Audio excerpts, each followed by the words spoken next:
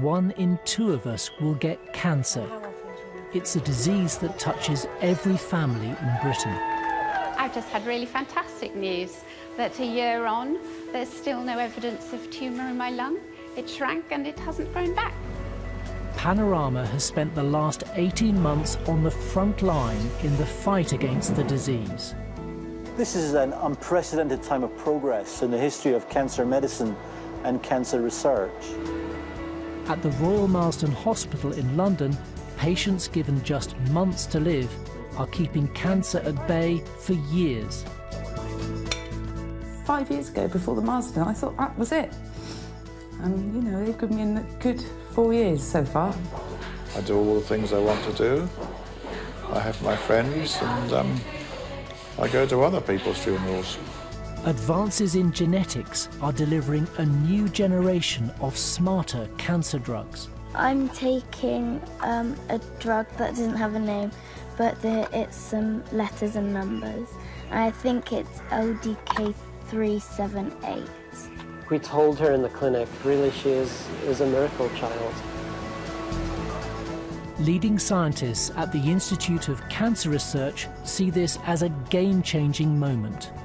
Cure is something that I think we are going to be increasingly be able to talk about. I think for some small numbers of patients that will truly become a possibility. Patients who've run out of options under conventional treatment are helping to revolutionize our understanding of cancer. Even though it's terminal, you still think, well, no, that's just a word. If you don't succeed, it's not the one to try in. Tonight, we meet the patients at the heart of clinical trials that promise a new armory of weapons in the battle against cancer.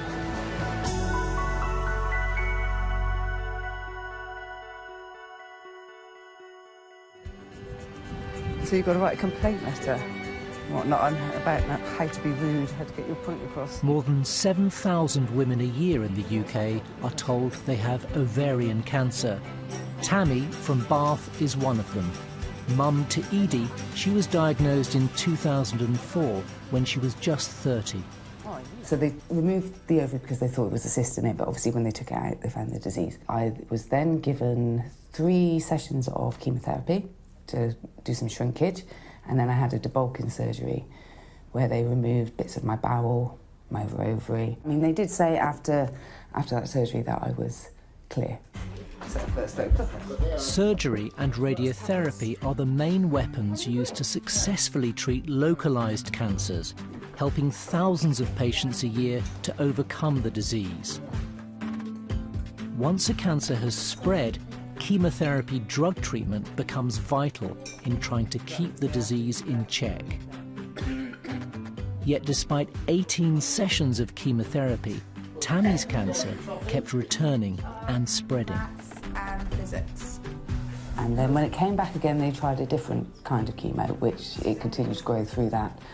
And it was at that point my local hospital said, there's not a lot else we can do for you, which is when we got in contact with the Marsden.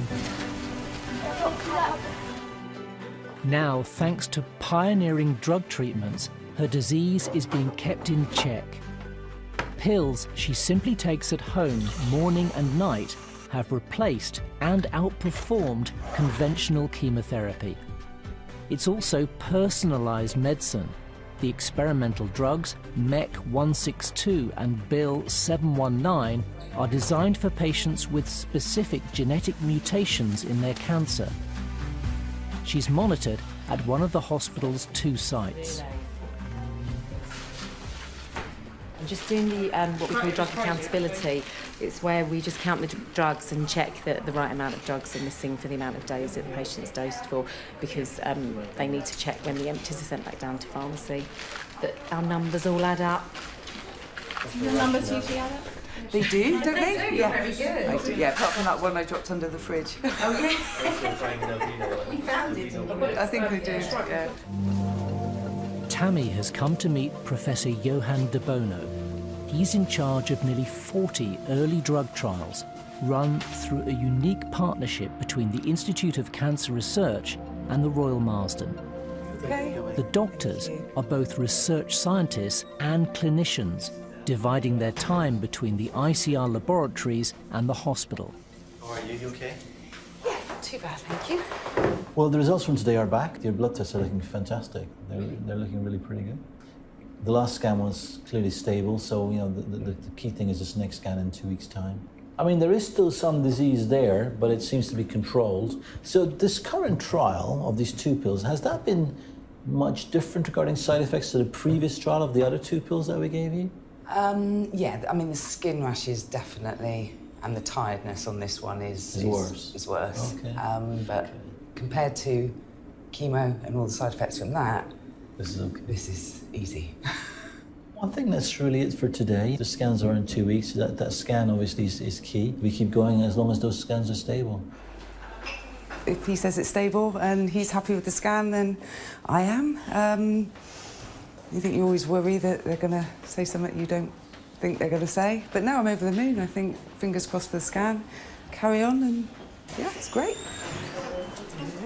This is an unprecedented time of progress in the history of cancer medicine and cancer research. The most wonderful thing is that these drugs have much less side effects than chemotherapy.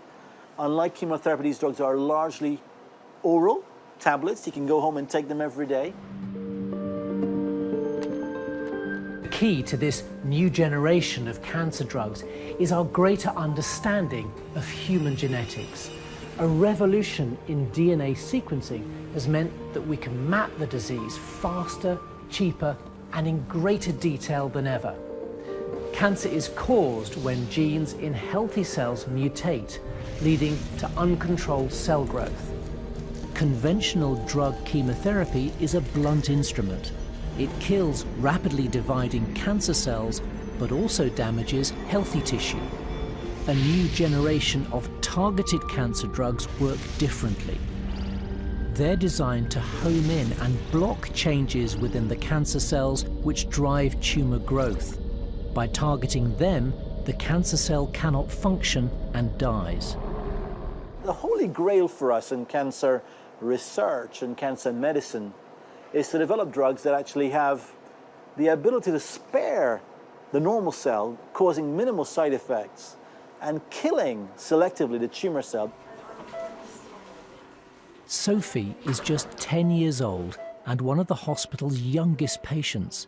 She's come with her mum from their home in Buckinghamshire to talk to the paediatric care team.